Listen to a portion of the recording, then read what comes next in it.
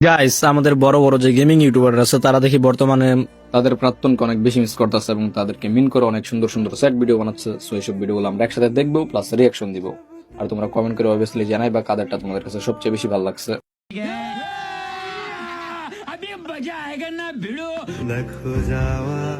পৃথিবীর সব থেকে কঠিন কাজ তোমাকে ভুলে যাও, যা আমি কখনোই পারি। পৃথিবীর সব থেকে বড় ভুল তোমাকে ভালোবাসা, আর এই একই ভুল আমি প্রতিটা জন্মে কয়েকবার করেছি। ওকে, সামি ভাই কি বললো তোমরা তো শুনতেই পারলা। যদি সামি ভাই পরবর্তী কোনো যদি জন্ম পায় তাহলে অবশ্যই তারই প্রেমে পড়বে। সো নেক্সট আমরা যারা পুরো একটা সেট ভিডিও দেখবো, চলো। ইচ্ছাগুলো তো খুবই অল্প, কিন্তু প্রতিটা ইচ্ছাতেই না পাওয়ার গল্প।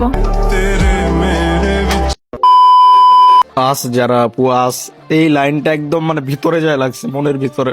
মানে আমিও যা চাই তাই হারাই যায়। যাই হোক, বেশি পার্সোনাল হয়ে যাচ্ছে, এইসব বলা যাবে না। নেক্সট আমরা একজন আমার প্রিয় স্নাইপার প্লেয়ার বাংলাদেশে বলতে পারো, ক্রুল গেমিং এর একটা সেট ভিডিও দেখবো, চলো। আমি জানি কোনো ভাগ্যবান এসে তোমায় নিয়ে চলে যাবে, আর এদিকে আমি তোমার সাথে কথা বলার বাহানা খুঁজতে থাকি।